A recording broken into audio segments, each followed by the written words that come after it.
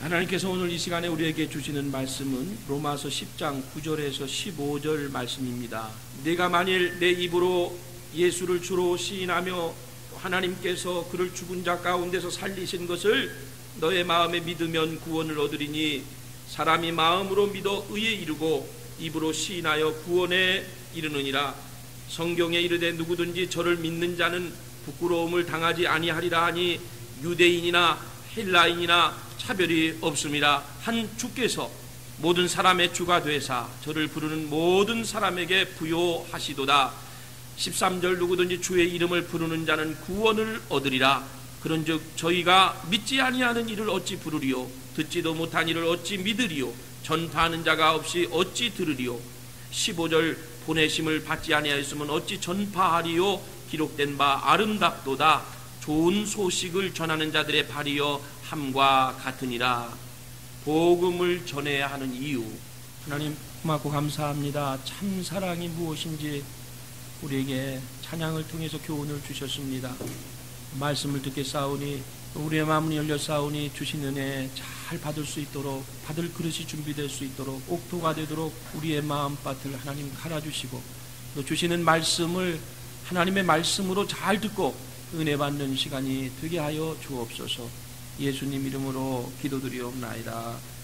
아멘. 우리 옆 사람하고 할렐루야 한번 인사합시다. 어떤 사람이 아주 낡은 집 한 채를 구입을 했습니다. 이유는 새 집을 사고 싶은데 돈이 부족했고 또 자기가 건축업에 손을 대고 있기 때문에 헌 집을 싸게 사서 수리해서 쓰면은 큰 돈을 벌 수 있겠다고 생각하기 때문입니다. 그래서 흐뭇한 마음으로 헌 집을 하나 구입을 했습니다. 근데 막상 자기가 수리하기 위해서 낡은 부분을 제거하다 보니까 너무나 집이 오래되었기 때문에 하나 고치면 또 한 군데가 삐그덕거리고 또 그 부분을 또 손을 대서 고치면은 또 다른 부분이 또 삐그덕거리고 균형이 맞질 않고 문제가 있기 때문에 하나하나 손을 대다 보니까 나중에 시간이 지나서 보니까 기둥만 남았더라는 거죠.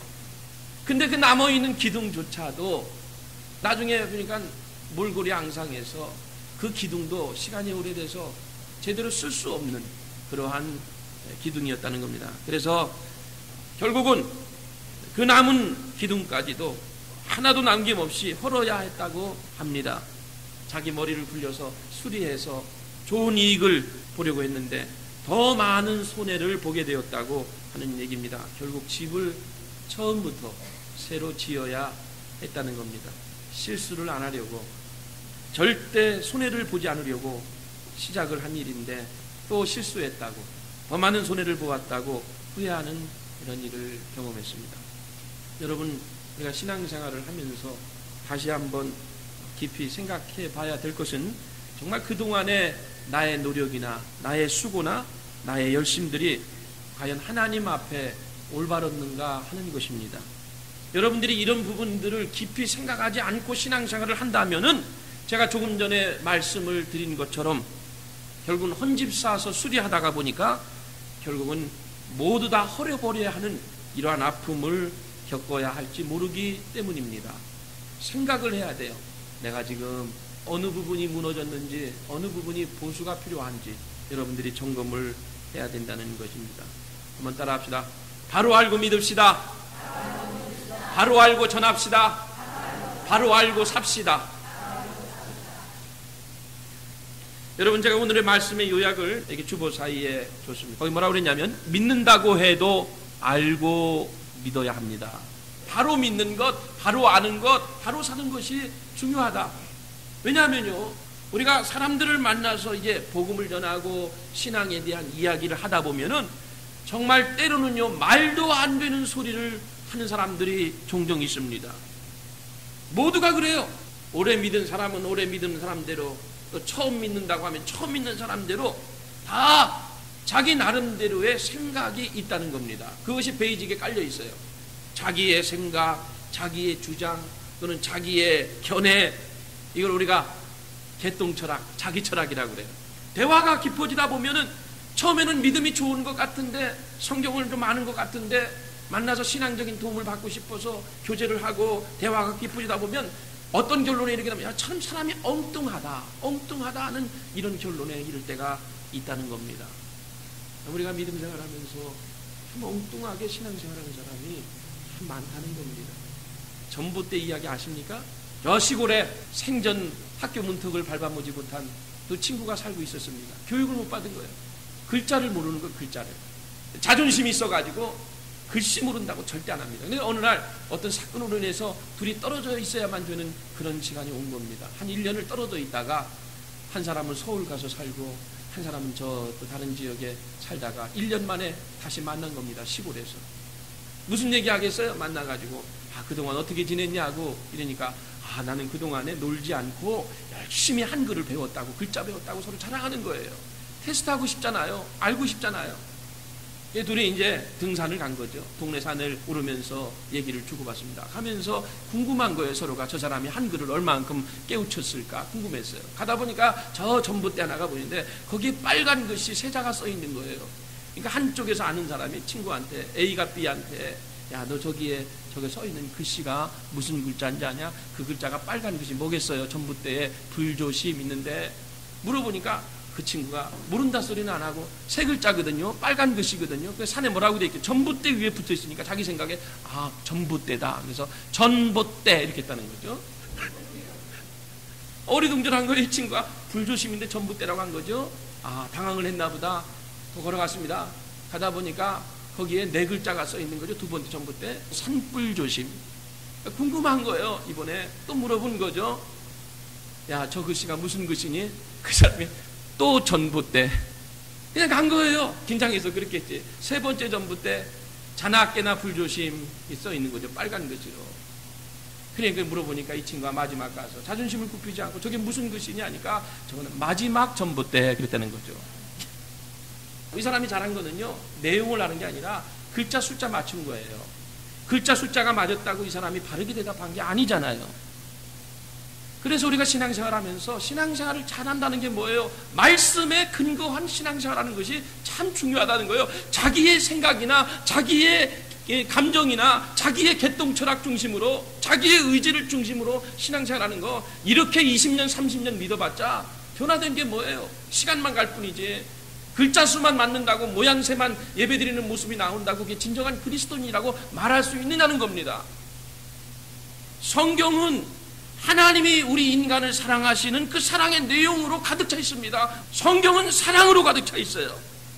저는 그것을요, 사랑에 대해서 여러 가지 해석을 하지만 아가페 사랑이니 뭐냐 하지만은 한마디로 얘기하면요, 가장 쉬운 말로 하나님의 사랑은 파격적인 사랑이다. 백화점에 가시면 한국의 파격적 세일이다. 빅세일이다 그러는데 이게 파격적인 세일이죠. 하나님의 사랑은 그냥 사랑이 아니에요. 파격적인 사랑이라는 겁니다. 어디서 그것을 알 수 있느냐? 오늘 여러분이 로마서 10장에 읽은 말씀에 보면 하나님의 사랑은 파격적인 사랑이다. 무엇 때문에 그러느냐? 9절과 10절 말씀에 첫 번째, 우리가 믿기만 하면 영생, 구원을 주시기 때문입니다. 믿기만 하면. 그래서 오늘 본문에 로마서 10장 9절 말씀에 내가 만일 내 입으로 예수를 주로 시인하며 또 하나님께서 그를 죽은 자 가운데서 살리신 것을 너의 마음에 믿으면 구원을 얻으리니 사람이 마음으로 믿어 의에 이르고 입으로 시인하여 어디에 이르느니라? 구원에 이르느니라. 거기 여러분 중요한 말씀이 나옵니다. 10절 말씀에 사람이 마음으로 믿어 어디에 이른다? 의에 이른다 이랬어요. 의에 이른다. 의라는 것은요, 예수 그리스도를 빼놓고 말씀을 빼놓고 의라고 하는 건 우리가 아무 상관이 없는 얘기입니다. 우리가 어떻게 의인이라고 의롭다고 말할 수 있습니까? 세상의 어떤 걸로도 우리는 의롭지 못합니다. 여러분, 우리가 우리 자신에 대하여 꼭 알아야 할 부정적인 세 가지가 있습니다. 첫째는 죄인이라는 사실입니다. 그래서 부끄러운 거예요. 두 번째는 무능력하다는 사실입니다. 그래서 절망할 때가 많은 겁니다. 무능력하기 때문에. 아까 집 짓는 거 얘기했죠? 잔머리 굴리고 머리 쓰고 해서 우리가 한번 좀 벌어보겠다고 애를 쓰지만은 손에 안 보겠다고 하지만은 그러나 손해보며 사는 일이 얼마나 많아요. 도둑 맞는 일들이 얼마나 많아요. 불이익을 당하는 경우들이 얼마나 많습니까? 자루 잰 듯이 살고 싶어도 절대 실수 안 하고 절대 약점을 보이고 싶지 않아도 살다 보면은 여러분 얼마나 우리 인간이 무능력하다는 걸 깨닫는지 몰라요. 할 수 있는 것이 내 힘으로 내가 아무리 조심하려고 해도 건강을 지키려고 해도 안 되는 거예요. 누가 아프고 싶어서 아파요? 누가 손해보고 싶어요? 무능력하다는 사실이요. 그래서 인간은 절망할 때가 많습니다. 또 우리는 교만하다는 사실입니다. 그렇기 때문에 늘 우리가 말씀 앞에 자기 자신을 돌아보아야 한다는 것입니다. 여러분, 죄인입니다. 무능력합니다. 교만합니다. 그런 우리들입니다. 중요한 것은 이 모든 것을 덮어주시는 분이 계시다는 사실이에요. 감춰주시는 분이 있다는 사실이에요. 바로 하나님이십니다. 할렐루야. 진홍같이 붉은 죄, 먹빛보다 더 검은 죄, 이런 것들을 우리가 믿기만 하면 다 기억하지 하나도 기억하지 않으시겠다. 얼마나 놀라운 사실이에요. 9절 말씀에 네 마음에 믿으면 구원을 얻고, 10절 말씀에 마음으로 믿어 의에 이르고. 믿으면 그랬어요. 믿음. 여러분, 우리가 믿음으로 구원을 받습니다. 믿음으로 의를 얻습니다. 의를 얻는다는 얘기는 하나님의 자녀가 된다, 천국 백성이 된다, 그 얘기예요. 천국 영주권, 시민권을 얻는다, 그 얘기입니다. 우리가 뭐 다른 일을 잘해서 그런 게 아니에요. 그래서 그만큼 신앙생활하면서 믿음이 중요한 겁니다. 믿음의 능력이 이토록 대단한 겁니다. 베드로전서 1장 9절 말씀에 믿음의 결국은 곧 영혼의 구원이다 그랬어요. 한번 따라 합시다. 믿음의 결국은 곧 영혼 구원이니라. 믿음의 결과가 영혼 구원에 이른다는 얘기입니다. 베드로전서 1장 9절 말씀이에요.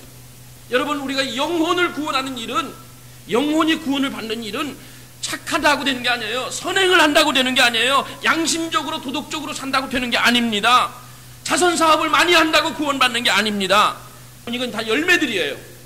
열매들입니다. 구원의 유일한 열쇠는 믿음밖에 없음을 믿습니다. 할렐루야. 여러분, 믿음이 무엇이에요? 물어보면은 성경을 좀 안다고 하는 분들은 히브리서 11장 1절 말씀을 얘기합니다. 믿음은 바라는 것들의 실상이고 보지 못하는 것들의 증거다. 성경을 좀 아는 분들은 그 히브리서 11장 1절 말씀을 암송해서 얘기합니다. 이것보다 더 강력한 것이, 진정한 믿음이 무엇이냐? 따라합시다. 믿음이란 하나님께 내 삶을 맡기는 거다. 믿음은 진정한 의미에서 그거예요. 뭐 바라는 것들의 실상, 보지 못하는 것들의 증거. 이거는 사실은 좀 적용하기 어렵고요. 실제적인 거는요, 내 중심으로 살던 것을 하나님께 다 내어 맡기는 것, 그것이 믿음입니다. 다시 말해서 내 삶의 주인이 내가 아니라 바로 예수 그리스도가 나의 삶의 주인이 된다고 하는 거죠. 그리스도의 사람으로 살아가는 것, 그것이 바로 믿음이라고 하는 겁니다. 할렐루야. 여러분, 믿음 생활하면서 자꾸 내가 주체가, 이 믿음도요, 내가 갖고 싶어 가는 게 아니에요. 믿어져야 믿음이 생기는 거예요. 믿어지는 믿음이 될 때에 이게 온전한 믿음이 되지, 내가 노력해서 땀을 흘리고 내가 선행을 하고 내가 몸부림쳐서 되는 게 아니라는 거예요. 믿어지는 믿음이 정말 하나님이 주시는 믿음이고, 이 믿음조차도 하나님이 주셔야 우리가 믿음이 생긴다는 겁니다. 내가 믿으려고 하고 내 힘으로 하려고 하니까 가다가 자꾸 넘어지고 실족하고 교회를 떠나고 말씀을 잊어버리고 내팽개치고, 내가 믿으려고 하니까 그렇게 되는 거예요. 내가 믿으려고 하니까. 주님이 주어가 되고 나는 목적어가 되는 거, 그것이 믿음이에요. 근데 우리는 신앙생활 거꾸로 하잖아요. 내가 주어예요. 주님이 목적어예요. 주님이 나를 위해서 해주셔야 돼요. 그래야 살아계신 주님이죠. 나를 도와주지 않으면, 내게 응답하지 않으면, 나를 기분 좋게 안 해주시면 그 주님은 죽은 주님이고 죽은 신앙이고 다 그냥 헌신짝 버리듯이 버려버리고 마는 거예요. 이게 왜냐? 내가 주인이 됐기 때문에 그래요. 믿음 생활 한다고 하지만은. 그래서 믿음이라는 건 뭐냐면 다 맡기는 거죠. 내 기업도 맡기고, 자녀 교육도 맡기고, 내 지식도 맡기고, 내 건강도 맡기고, 내 생명도 맡기고, 그리스도의 사람으로 살아가는 것이 진정한 믿음이라고 하는 것입니다. 프린트문에 나누는 것처럼 믿기만 하면 구원을 얻습니다. 옛날이나 지금이나 인간에게는 몇 가지 욕구가 있습니다. 먹는 것, 자유로운 것, 사랑받고 사는 것, 오래 사는 것이 그것입니다. 이게 인간의 4대 욕구라고 그래요. 보통 여러분, 먹는 것은요, 땀을 좀 흘리면 돼요. 먹고 살 수 있어요. 자유로운 것 내가 누리면 됩니다. 사랑받고 사는 것, 이것도 가능해요. 그러나 오래 사는 것, 여기서 말하는 오래 사는 것은 무조건 육신적으로 장수하는 것을 말하는 게 아니고 영생을 말하는 것, 영원히 사는 것, 육신의 삶으로 끝나지 아니하고 영원히 사는 것, 영생, 구원, 이것은 오래 살려면 예수를 믿어야 한다는 것입니다. 그렇습니다. 선행이나 봉사가 전부가 아닙니다. 자신을 좋아한다고 구원을 받는 것이 아닙니다. 오직 믿음입니다. 구원의 유일한 열쇠는 믿음밖에 없습니다. 얼마나 수지 맞는 거, 파격적인 은혜 아닙니까? 내가 헌금을 얼마해야, 목적을 달성해야 주시는 구원이 아니에요. 뭐 성경 시험을 봐서 몇 점 이상 돼야, 평균 몇 점 이상이 돼야 구원을 주시는 게 아닙니다. 하나님의 은혜고 믿기만 하면 구원을 주십니다. 믿으시기 바랍니다. 얼마나 쉽습니까? 얼마나 파격적인 사랑입니까? 파격적인 은혜입니까? 두 번째 11절 말씀에 누구든지 저를 믿는 자는 뭐를 당하지 않는다? 부끄러움을 당하지 않는다. 누구든지 믿으면 뭐를 당하지 않는다? 부끄러움을 당하지 않는다. 여러분, 우리가 인생을 살면서 진정 부끄러운 것이 뭔지를 알아야 됩니다. 많은 사람들이 부끄럽지 않아도 될 것에 부끄러움을 당하고요, 부끄러워야 할 것을 부끄러워하지 않습니다. 거꾸로 알고 있어요. 뭐가 부끄러운지를 몰라요. 순서가 뒤바뀐 거예요. 나이 먹는 게 부끄러운 것이 아닙니다. 남보다 좀 모르는 게 부끄러운 것이 아닙니다. 남보다 덜 가진 것이 부끄러운 게 아닙니다.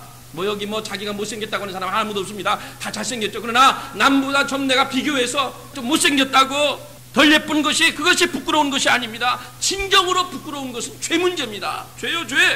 매일의 삶 속에서 낱낱이 우리의 죄들이 드러난다고 했을 때에, 밝혀진다고 했을 때 여러분 얼마나 부끄럽습니까?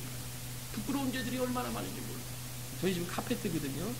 참 볼 때마다 먼지가요, 공기 좀 이렇게 환기시키려고 창문을 열어놓고 햇볕을 들어오게 하면요, 먼지가 한 번씩 뛸 때마다요, 목이 아파요. 목이 아파. 뛰니까 눈에는 안 보여요, 먼지가. 햇빛이 쫙 들어올 때 그 먼지가 그 햇빛에 보여질 때 얼마나 더럽고 얼마나 많은 먼지가 카펫에서 나오는지 몰라요.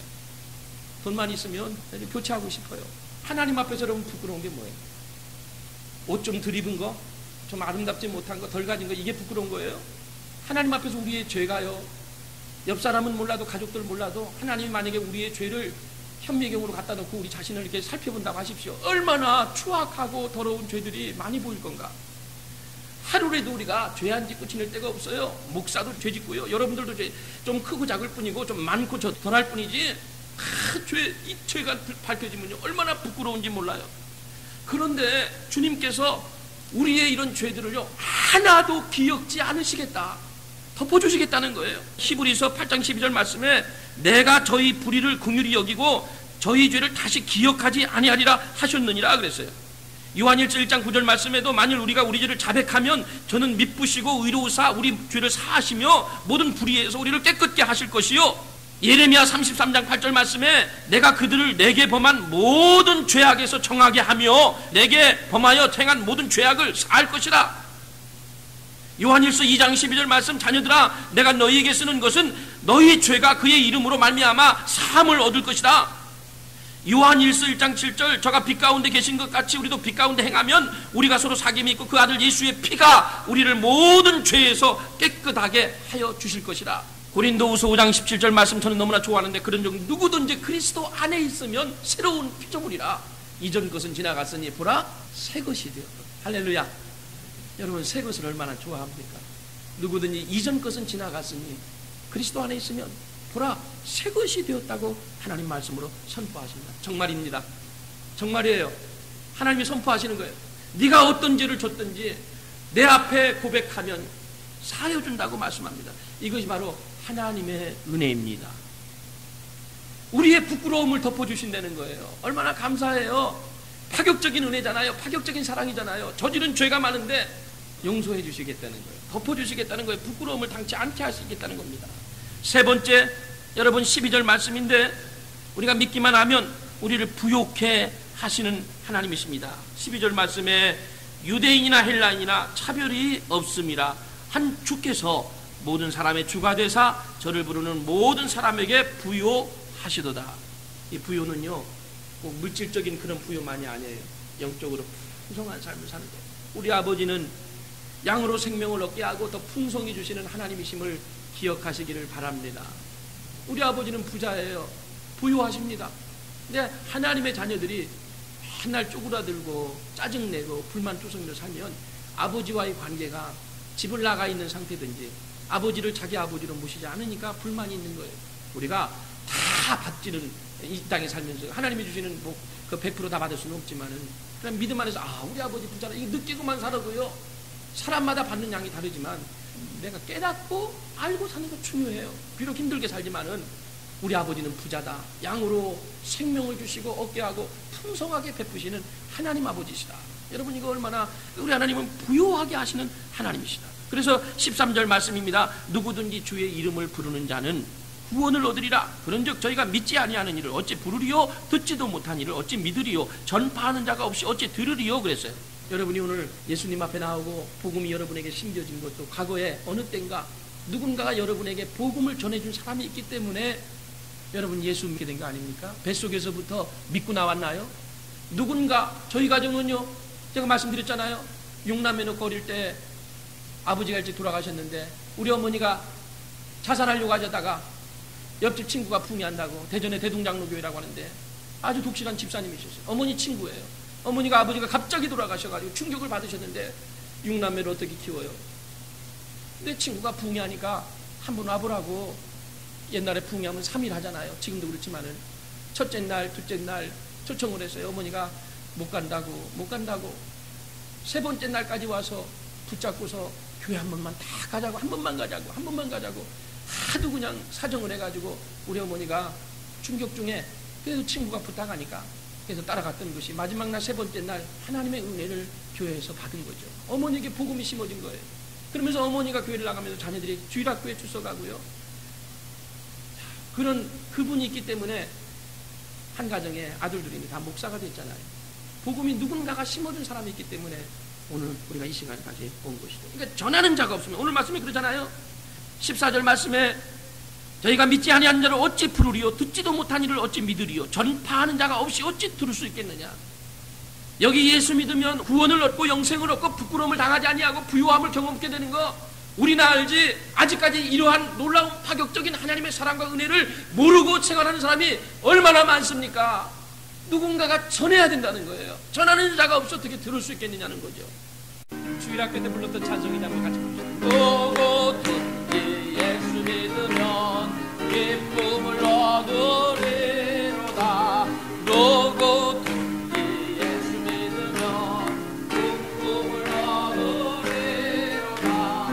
나를 믿는 자는 성령의 이름과 같이 그 배에서 생수의 강이 흘러나리. 나를 믿는 자는 성령의 이름과 같이 그 배에서 생수의 강이 흘러나리라. 기도합시다. 하나님, 나를 믿는 자는 기쁨이 충만하고 부욕해 되고 구원 얻고 영생 얻고 놀라운 축복들을 주시는데 우리에게 들을 수 있도록, 깨달을 수 있도록, 전할 수 있도록 은혜를 덧입혀 주시옵소서. 지금까지 베풀어 주신 은혜를 한번 돌이키게 하시고 생각하게 하셔서 얼마나 많은 축복을 주셨는지, 얼마나 많은 은혜를 주셨는지 범사에 감사하며 살 수 있도록 믿음을 더해 주시고, 내 신앙이, 내 믿음이 지금 올바르게 믿고 있는 건지 다시 한번 점검하게 해주시고 똑바로 올바로 믿음 생활해서 하나님을 기쁘시게 하고 하나님의 축복을 다 받아 누릴 수 있는 그런 가정들과 심령들, 교회가 되어지게 하여 주옵소서. 예수님 이름으로 기도드리옵나이다.